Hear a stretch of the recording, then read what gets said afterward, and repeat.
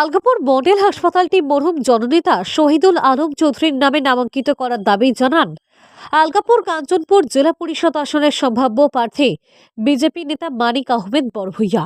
বুধবার আলগাপুর তেমোখাই সাংবাদিক ডেকে এই দাবি জানান মানিক আহমেদ বড়ভূইয়া। তিনি বলেন, করিমগঞ্জ জেলার জনগণের দাবি যেভাবে মুখ্যমন্ত্রী হিমন্ত বিশ্ব শর্মা মেনে নিয়ে করিমগঞ্জকে শ্রীভূমি নামে নামকরণ করেছেন, তার জন্য মুখ্যমন্ত্রী হিমন্ত বিশ্ব শর্মাকে ধন্যবাদ জানান মানিক। একইভাবে আলগাপুর মডেল হাসপাতালটি মরহুম জননেতা শহীদুল আলম চৌধুরীর নামে নামাঙ্কিত করার দাবি জানান বিজেপি নেতা মানিক আহমেদ বড়ভূইয়া। হাইলাকান্দি থেকে রাহাদুল আক্তার বড়ভূইয়ার রিপোর্ট। আজকে আমরা বিশেষ করে সারা একত্রিত হয়েছে। আজকে আমরা আলোচনা করেছি। আজকে না, প্রায় বিগত কতদিন থেকে আমরা আলোচনা চলছে।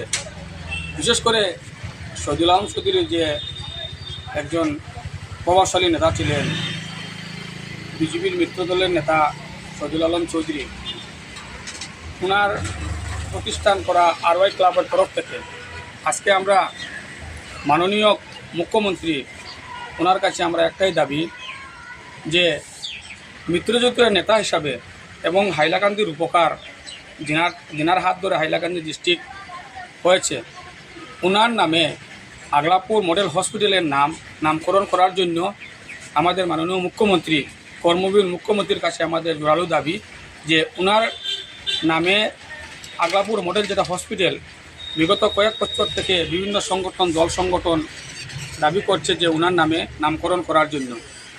যদি এই নামকরণ করা হয় তাহলে মাননীয় মুখ্যমন্ত্রীর নাম আলগাপুরবাসীর কাছে স্বর্ণাক্ষরে লেখা হবে এবং চিরদিন আলগাপুরবাসী ঋণী থাকবেন যে মাননীয় মুখ্যমন্ত্রীর ওনার কথার এবং কাজের মিল থাকে।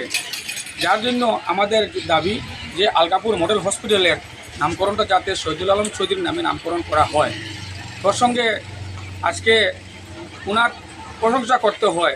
উনি যেরকম কথা দিয়েছেন, যেমন উনি এমপি ইলেকশনের সময় কথা দিয়েছিলেন যে বিশেষ করে আমাদের ফিশারম্যান সম্প্রদায়ের যারা মানুষ আছেন ওদের ঘরে ঘরে অরুণোদয় পৌঁছে দেবেন। উনি পদক্ষেপ নিয়েছেন, কয়েকদিনের মধ্যে কোনো একটি ফ্যামিলি বাকি থাকবে না, তাদের ঘরে অরুণোদয় পৌঁছবে না। তার সঙ্গে একটা কথা বলেছেন, এর বিনিময়ে যদি 1 টাকাও কেউ কোনো দিন নিয়ে থাকে তাহলে ওর উপরে এফআইআর করার জন্য ধন্যবাদ জানাই।